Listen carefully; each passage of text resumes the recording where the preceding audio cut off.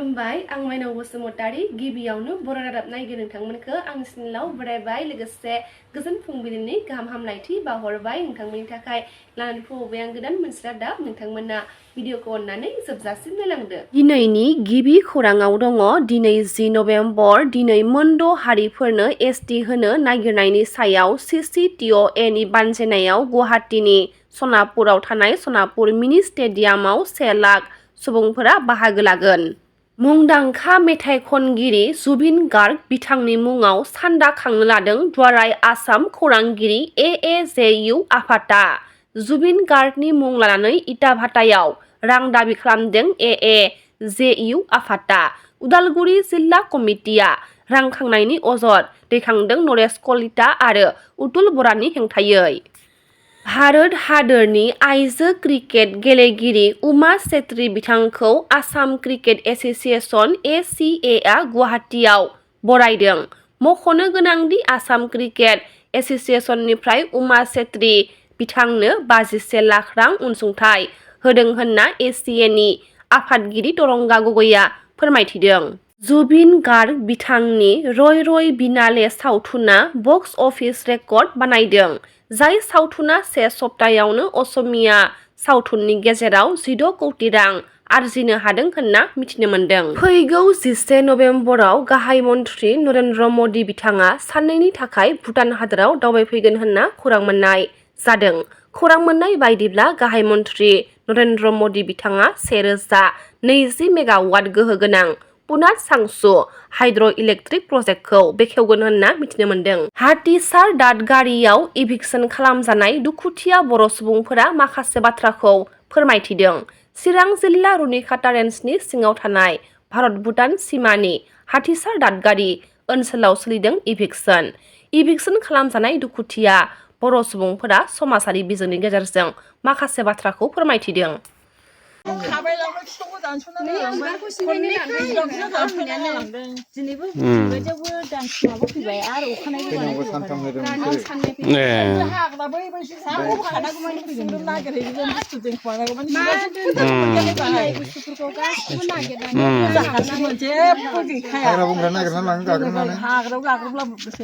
गावसोर फसायनाय बुस्थुफोरखौ एसे आन्दोआव सोरनावबा बै मैदेर होनो माबायोना बेखौबो होनदा सालायो होनदा दं मा होनो सेबलानानै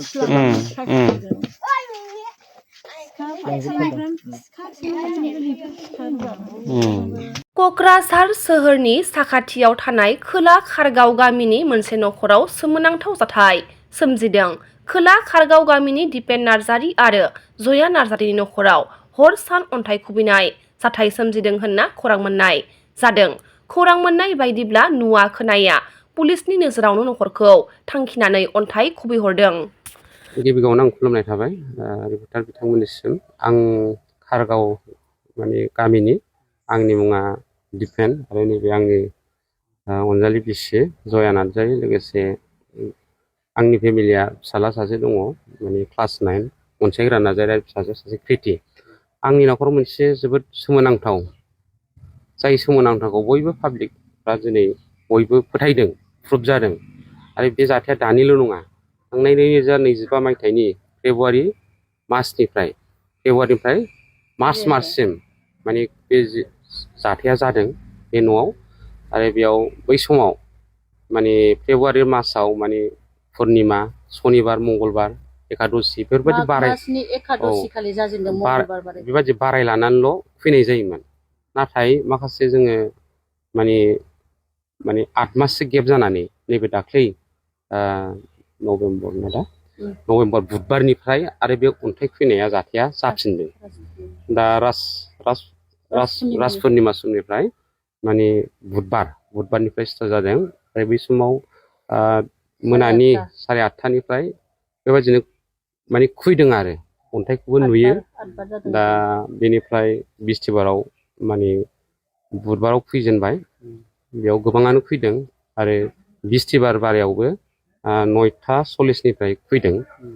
बेयाव माने फुंनि 5टासिम खुबैनाय जादों आरो दा बुधबार बिस्थिबार शुक्रबार सनिबार मैयानि जाथाया आरो साननिफ्रायनो जादों माने 2:10निफ्राय खुबैनानै अन्थाइ खुबैनाया माने बेवहाय बयबो माने गामिनि लोगोसे खाथि खालानि न'नि आरो माखासे बेयाव फैदों आरो पुलिस प्रसासननिफ्रायबो सोरबा बेखौ इनफरमेसन हरनानै दा बिसोरबो माने सानावबो खबर लायो मोनायावबो खेबनै गाहामसो गावसोरनि पेट्रलिंखौ मावफैनानै आंखौ हेफाजाब होदों आरो माने अन्थाइ खुबैदों होनदों अन्थाइखौ नुयो नामा?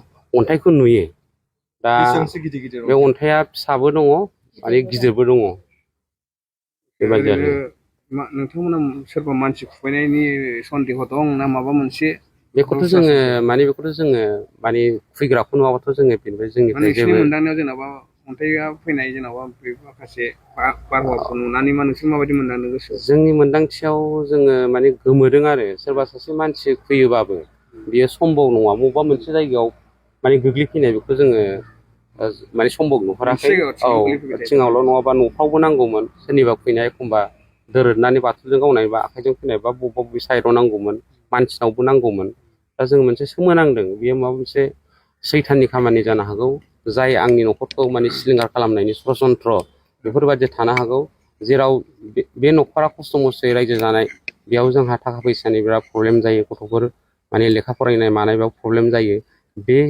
बेवहाय जोंहा माखासे दाहार लानानैबाबो जोङो न'खरखौ माने फिउचारखौ जोङो गथ' गथायनि फिसिनायनि थाखाय जोङो माने खस्थ'यैबाबो जोङो बे जिनिसखौ जोङो माखासे माने बोरैबा गैया जायो जोङो माखासे गुरु लानायाव जोंहा गोबां माने साब्रै साबा गुरु लानानै जोंहा बिराद माने फैसाया खरस जाबाय आरो एक्सपेन्स जाबाय।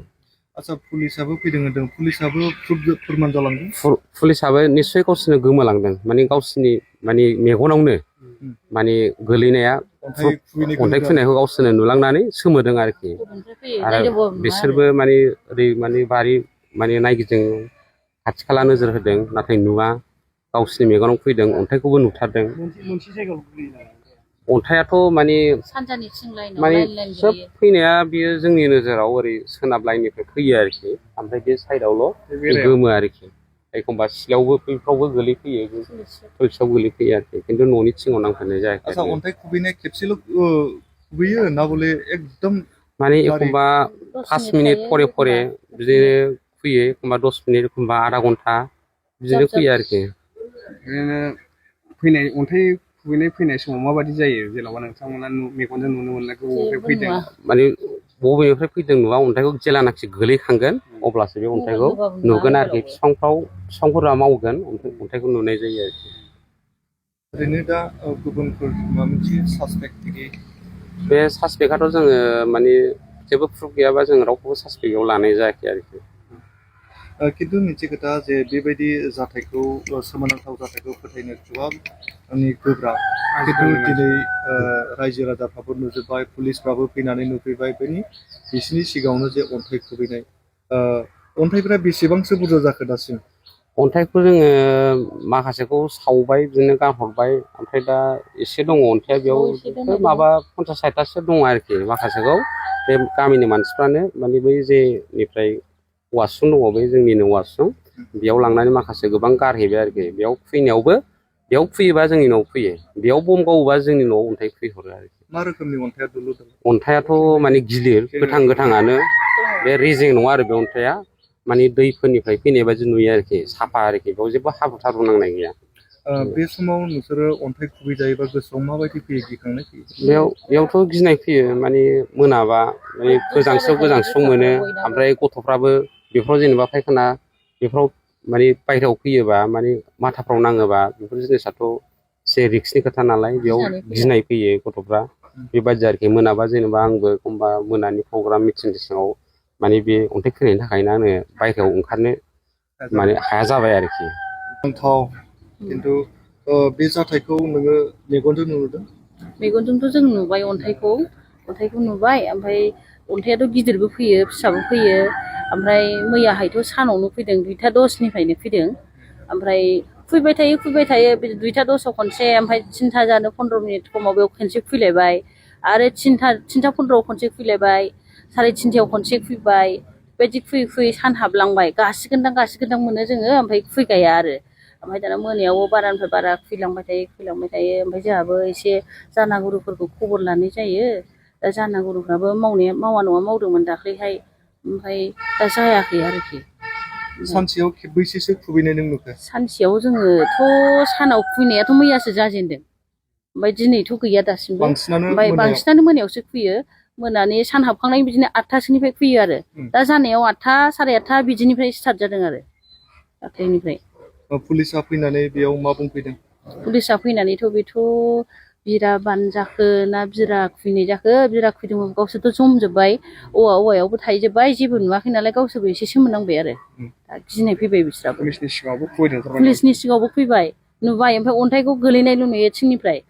ओमफ्राय गोजौनिफ्राय फैयो ना अबेथिं खोला सा सानजा बेखौ हमनो हाया आरो दा गासिबो। औ, दा हमनो हाया बिसोरो। पुलिसा फैबाय थायो? पुलिसा फैबाय थायो। दा बेखौनो एसे गुरु लायनानै मोजाङै खालामदो मादो, जोंबो सापर्ट होगोन बिदि होनदों आरो।